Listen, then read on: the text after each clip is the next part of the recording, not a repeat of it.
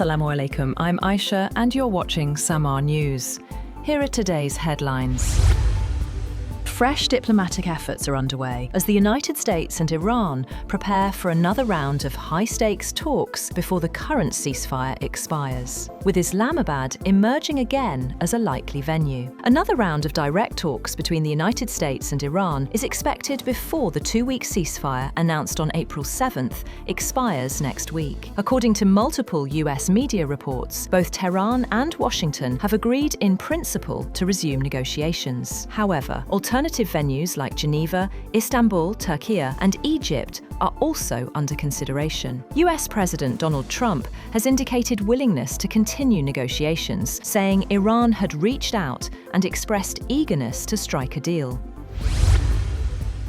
US Vice President JD Vance has said the United States has made significant progress in recent talks with Iran, but the next move now rests with Tehran. Speaking on Fox News' special report with Brett Baer, Vance said negotiations with Iran had made a lot of progress. However, he stressed that despite positive signals, Iran did not move far enough toward agreement during discussions. He made it clear that any further diplomatic steps depend on Iran's response.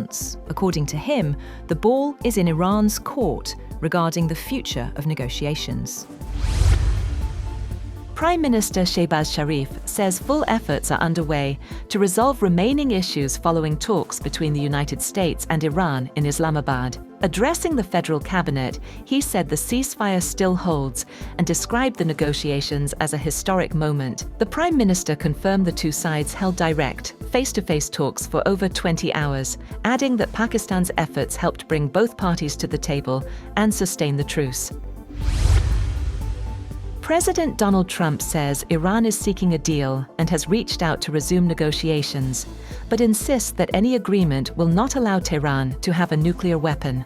Speaking at the White House, he said talks have hit a roadblock over nuclear issues, even as a blockade in the Strait of Hormuz is now underway. However, he made it clear that Iran could not be allowed to blackmail or extort the world. Trump also said that the United States might turn its attention to Cuba once tensions with Iran are addressed. The remarks come after Cuban President Miguel Diaz-Canel called for dialogue with Washington without preconditions.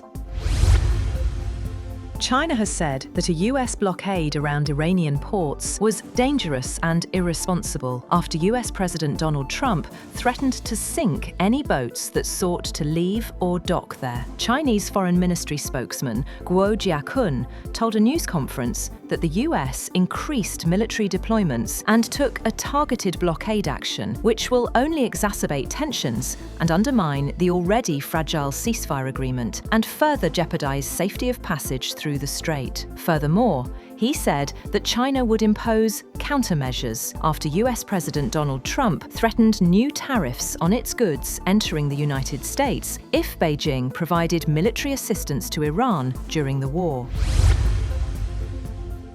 Chinese President Xi Jinping has called for a more robust and dynamic partnership between China and the Arab world. Speaking during a meeting in Beijing, Xi emphasized that the world is undergoing unprecedented changes, requiring stronger international cooperation and unity. He highlighted that humanity is currently facing critical choices between peace and war, and between unity and confrontation. He stressed that closer China-Arab relations are essential to navigating global instability and promoting shared development.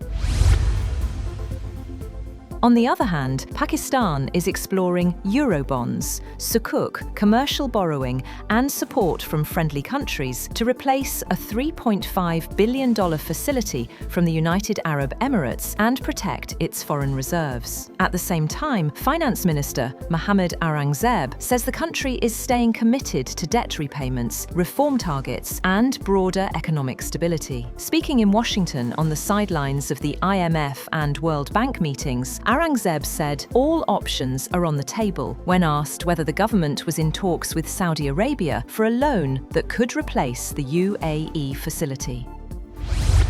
And global oil prices edged lower as hopes for renewed US-Iran talks eased market concerns despite continued disruptions in the Middle East. Brent crude fell 0.6% to $98.74, while US West Texas Intermediate dropped 2.3% to $96.78 after a previous surge driven by the US blockade of Iranian ports. The International Energy Agency reported the largest oil supply disruption in history, with 10.1 million barrels per day lost in March due to attacks on energy infrastructure and the Strait of Hormuz crisis.